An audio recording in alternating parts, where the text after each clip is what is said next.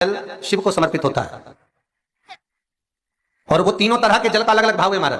पहला जल सादा, घर से पानी लेकर गए, जल लेकर गए, शंकर को चढ़ाया, वो हमने घर का अपना एड्रेस बता दिया, भगवान शिव को जल चढ़ाकर अपने आनंद के लिए शंकर से कुछ प्राप्त कर लिया। दूसरा जल, जल के कलश में थोड़ा सा इत्र डालकर शंकर को जब समर्पित करते हैं तो महाराज घर में अगर कोई व्यक्ति बहुत रोगीला है, बहुत रोगीला, एक शिव महापुराण में, स्कंद पुराण में, नर्मदा पुराण में, भविष्य पुराण में, अग्नि पुराण में, नारद पुराण में, बरहा पुराण में, वामन पुराण में जितनी चीजें लिखी गई है एक एक प्रैक्टिकल कर देखो तो शिव महापुराण, स्कंद पुराण का यह भाव याद करिए कि एक लोटे पानी में इत्र मिलाकर, जल में इत्र मिलाकर, बहुत रोगीला व्यक्ति, बहुत बीमार व्यक्ति है, एक लोटा पानी उसका हाथ का स्पर्श कराकर शंकर को चढ़ाना प्रारंभ कर दीजिए। महाराज केवल 5 या 7 दिन चढ़ाओ और वो 7 दिन के बाद में उस बीमार व्यक्ति का क्रम देखिए कि उसमें कितना आराम लगा है। औषधि दवाई काम करना प्रारंभ करी कि ना करी, केवल इत्र समर्पित, इत्र का जल। तो पहला जल सादा, दूसरा जल है इत्र का, और महाराज तीसरा जल जो शिव महापुराण के अंतर्गत कहा गया है बेलपत्र का जल।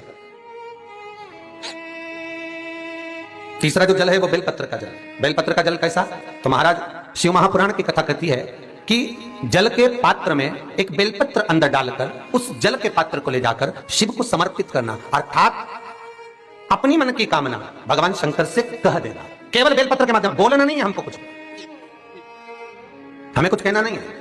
3 तरह का जल का जो व्याख्यान वर्णन किया गया, एक सादा जल जो भगवान को कहा, आपने अपना एड्रेस बता दिया, आपने अपने मन का भाव बता दिया। इत्र का जो जल चढ़ाया गया वो केवल रोग मुक्ति के लिए चढ़ाया गया। और तीसरा बेलपत्र, अगर उस जल में एक बेलपत्र भी पड़ी हुई है और वो बेलपत्र पड़ा हुआ जल आप जिस भाव से चढ़ा रहे हो, जिस कामना से चढ़ा रहे हो, शंकर वो कामना आपकी पूर्ण कर देते। और लिंग पुराण को अगर आप पढ़ेंगे तो उसमें पाएंगे कि लिंग पुराण के अंदर लिखा है कि आप शंकर को अगर जल भी नहीं चढ़ाएं, आप शंकर को वस्त्र भी नहीं चढ़ाएं, आप शंकर को फूल भी ना चढ़ाएं, आप बेलपत्र भी ना चढ़ाएं, अगर शंकर को आपने कुछ भी ना चढ़ाया तो केवल शंकर के मंदिर में 2 क्षण जाकर उस शिवलिंग के सम्मुख में बैठ जाओ, कुछ मत बोलो, केवल मौन होकर उसको निहार लो, केवल मौन होकर निहार लो।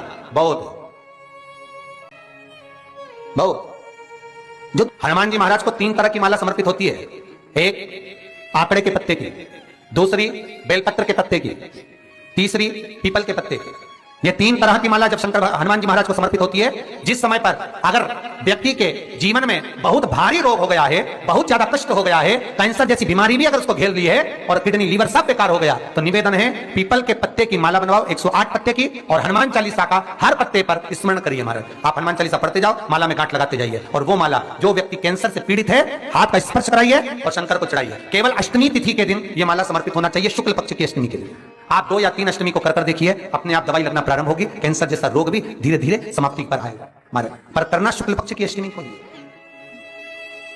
महाराज कोई बच्चा एग्जाम में बैठ रहा है, सीए की पढ़ाई कर रहा है, कोई बहुत बड़े एग्जाम में बैठा, पास हो ही नहीं रहा, बहुत हार गया, बेलपत्र की माला चढ़ाई। पर बेलपत्र की जो माला है वो केवल प्रदोष पर चढ़ती है, श्री हनुमान जी महाराज।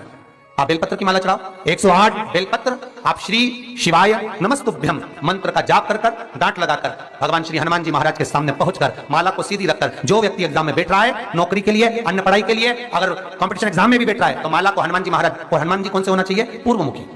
हनुमान दक्षिण मुखी नहीं चाहिए, पूर्व में जिन हनुमान जी का मुख हो वो माला ऐसी समर्पित कर हनुमान चालीसा का पाठ कर 3 बार स्मरण कर माला श्री हनुमान जी को पहना दीजिए। ऐसा कोई एग्जाम नहीं जिसमें से आप निकल ना पाए महाराज, पर करना आपको पड़ेगा। प्रदोष का दिन होना चाहिए, प्रदोष के भगवान, और प्रयास जहां तक हो सके प्रदोष काल में अगर चढ़ाएंगे तो ज्यादा फलदायी रहेगा, प्रदोष काल में।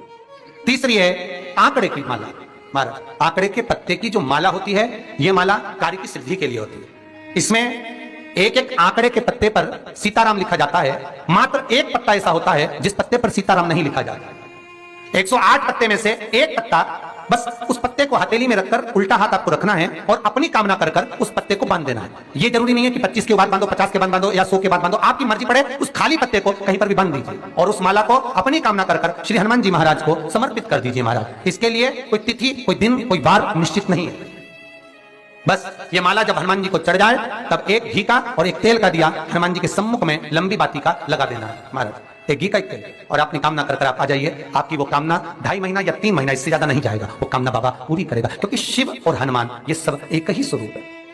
अब आप कहेंगे महाराज जी ये कौन सी पुराण से लिया है, तो आप इसको लिंग पुराण के अंदर देख सकते हैं। आप गीता प्रेस गोरखपुर की लिंग पुराण लीजिए, उसके अंतर्गत आप इसका व्याख्यान वर्णन पढ़ सकते हैं महाराज। एक एक क्रम हमारे शास्त्रों का हम उसको बस ज्ञात करें, हम इधर उधर डोले नहीं।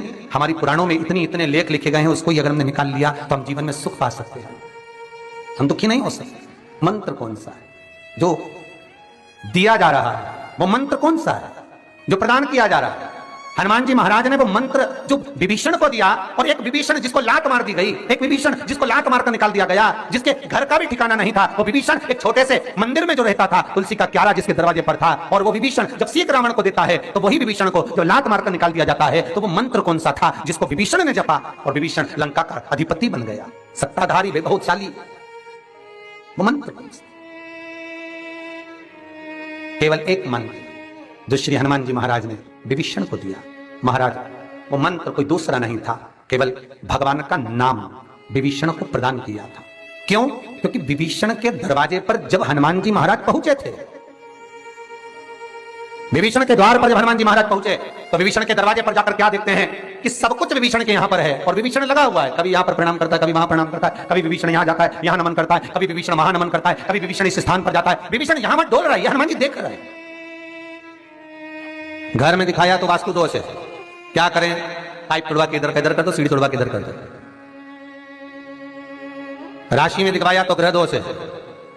सारे दोष मनुष्य को नजर आते हैं और सब कुछ कर लेता है वो, पितृ दोष के लिए भी, वास्तु दोष के लिए भी, ग्रह दोष के लिए भी, पर मनुष्य को सारे दोष नजर आते हैं। जब दुख आता है बस एक दोष नजर नहीं आता अपने कर्मों का कि पहले क्या कर आया, वो भी तो दिखवाओ किसी महाराज से। महाराज जी बोल देंगे पितृ दोष है, महाराज जी कह देंगे वास्तु दोष है, महाराज जी कह देंगे ग्रह दोष है, महाराज जी कह देंगे ये दोष है, पर महाराज से एक दोष अपने को अपना छाटना है कि मेरे कर्म का दोष कौन सा है। मैंने पत्रिका दिखाई, महाराज जी ने कहा वो भी करा, मैंने ये उन्होंने बताया वो भी करा, मैंने ये व्रत करा, मैंने वो उपास करा, अपने कर्म का दोष भी तो देखो कि दोष कौन सा है। दरवाजे भी बदल दिए, सीढ़ियां भी बदल दी, वास्तु शास्त्र वाले को बुलाकर घर भी बदल दिया, 50 बार मकान भी बदल दिया, सारे दोष हमने देखे, पर भीतर का दोष नहीं देख पाए कि हमारे कर्म का दोष क्या है। जो पूर्व में कर आए हो वो कर्म का भोग मनुष्य के शरीर में भोगना पड़ेगा, और मनुष्य के शरीर मिलता ही काय के लिए है, एक भगवान का भजन करो और दूसरा कर्म का भोग भोगो, इसके सिवा है क्या?